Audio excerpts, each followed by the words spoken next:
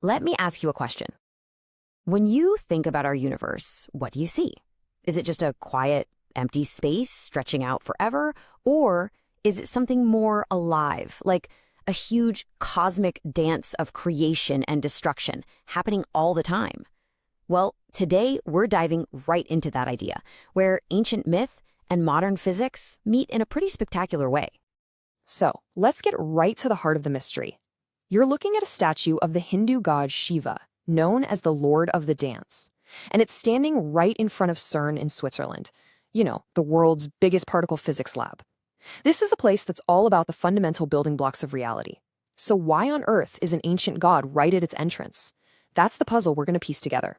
To get why this statue is at a physics lab, we first have to understand the statue itself. We've got to break down the ancient story, decode all the powerful symbols packed into this single image of Shiva as the cosmic dancer, or Nataraja. Okay, so the whole idea behind this dance is basically the operating system of the universe. It's not a one-way street from beginning to end. Instead, it's this endless cycle. Things are created, they exist for a while, that's preservation, and then they're destroyed, but only to make room for new things to be created. It's all one perfect, continuous loop. Now look at his upper right hand. He's holding a little drum. This isn't just for a beat you can dance to. It represents the first sound, the first vibration. It's the cosmic drum beat that kicked off the entire universe. Then in his upper left hand, you see a flame. This is the other side of the coin. It's the incredible power of destruction, the fire that dissolves everything back into nothingness, basically clearing the cosmic stage so the dance of creation can begin all over again. So you've got the drum of creation and the flame of destruction held in perfect balance. What the statue is telling us is that these aren't enemies, they're not opposites really. They're two sides of the same cosmic process. You literally can't have a new beginning without an end. But wait, there's more to it than just beginnings and endings. His other limbs tell more of the story. See the lower right hand? It's in a gesture that basically says, don't be afraid. It offers protection and preservation even in the middle of all this cosmic chaos. And that raised left foot? That's pointing the way out, a path to liberation from all the stuff that confuses us. Now look closely at what Shiva is dancing on. It's not just the ground. He's standing on this little figure. This is a demon named Apasmara. And he's not some external evil. He represents something inside all of us, our own ignorance, our ego, our delusions. And here is the most fascinating part. Shiva is crushing the demon, controlling him, but he never kills him. Why? Well, the myth says that if you completely wiped out ignorance, you'd also wipe out the reason to seek knowledge. The joy of discovery would be gone. You need the shadow of ignorance to appreciate the light of wisdom. Okay, so we've got the myth. Now let's pivot and jump into a completely different world, modern physics, because you're about to see some seriously mind-bending echoes of Shiva's dance in the way scientists now describe our universe. So, what's the scientific story of creation? We call it the Big Bang.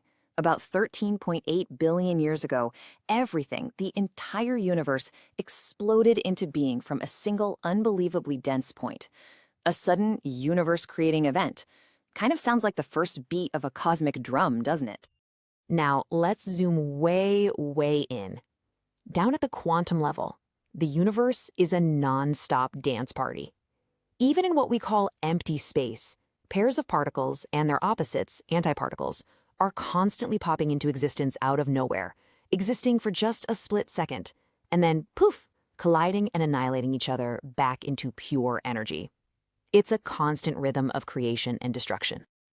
But here's the part that should really blow your mind. Everything we can see, all the stars, the planets, you, me, everything, that's only 5% of the universe. Just 5%. The other 95% is made of stuff we call dark matter and dark energy, which is really just a fancy way of saying we have no idea what it is. So, doesn't that bring us back to a familiar idea? This huge 95% mystery, this great unknown.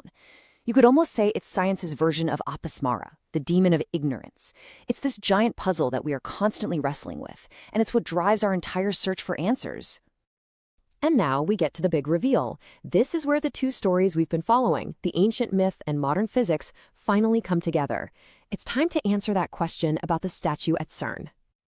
It all clicks into place with this powerful quote from the physicist Frigyes Capra. He realized that this ancient, poetic metaphor of a cosmic dance was a stunningly beautiful way to describe what physicists actually see, the constant, energetic dance of subatomic particles being created and destroyed.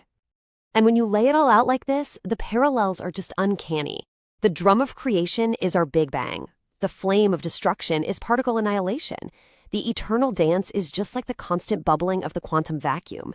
And the demon of ignorance, well, that's the giant mystery of dark matter. And that is why the statue is there. It was a gift from India to celebrate this incredible meeting of minds. So, okay, the parallels are pretty amazing, but what does it all really mean? What's the big takeaway from all this? First, let's be really clear on one thing. This is not about saying that ancient mystics somehow predicted quantum mechanics. That misses the point entirely. The myth wasn't trying to be a science textbook. It was using the language of metaphor to get at a deep, intuitive feeling about how the universe works. The real wonder, the thing that gives you goosebumps, is that these two completely different human paths, one of spiritual searching and one of cold, hard evidence, ended up at such a strikingly similar conclusion. That our universe is a dynamic, energetic, and constantly recycling reality. You can almost think of it as two different languages trying to describe the same inexpressible thing. Art and myth use poetry, symbols, and stories. Science uses equations, experiments, and data. But at the end of the day, they are both just beautiful human attempts to understand the fundamental rhythm of the cosmos. Which leaves us with one final thought to chew on.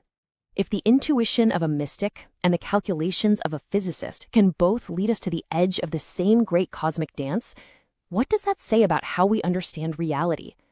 Maybe, just maybe, to truly grasp the universe, we need both, the reason of science and the imagination of myth.